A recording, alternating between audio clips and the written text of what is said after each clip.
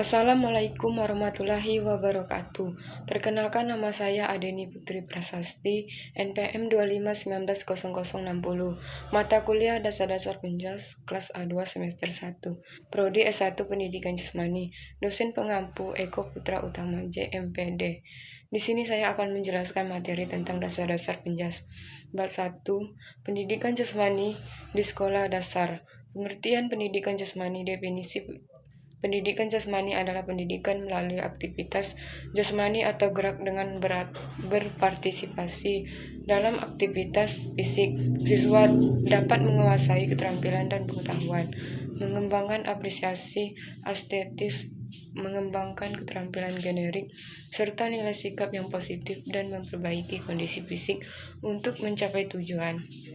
Pendidikan jasmani.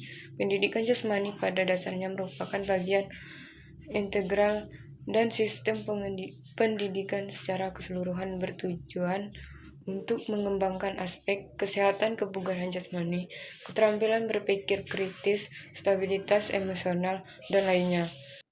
Bab 2. Proses belajar juga dikatakan sebagai proses terpadunya. Ini berarti proses yang menyangkut semua aspek, yang meliputi aspek fisik, sosial, emosional, intelektual, dan moral dapat terlibat secara aktif. Ketika kita belajar itu sedang berlangsung. Pertama, belajar membantu individu untuk mencapai pertumbuhan dan perkembangan secara utuh, untuk memenuhi semua kebutuhan dirinya. Kedua, belajar sebagai aktivitas untuk memperoleh pengalaman yang ada di lingkungan sehingga individu dapat mengapresiasikan pengalaman itu sebagai subjek belajar.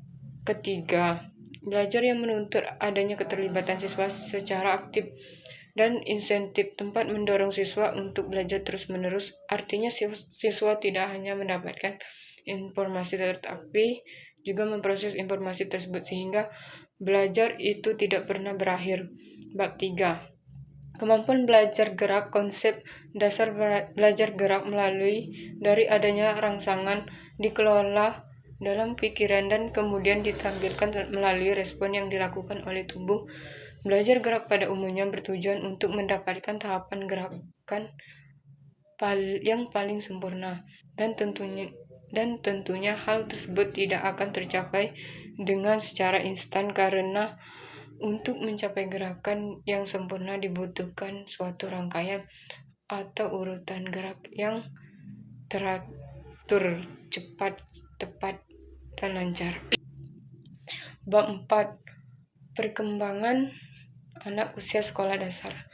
Dasar-dasar perkembangan anak-anak sedang berada pada masa pertumbuhan dan perkembangan.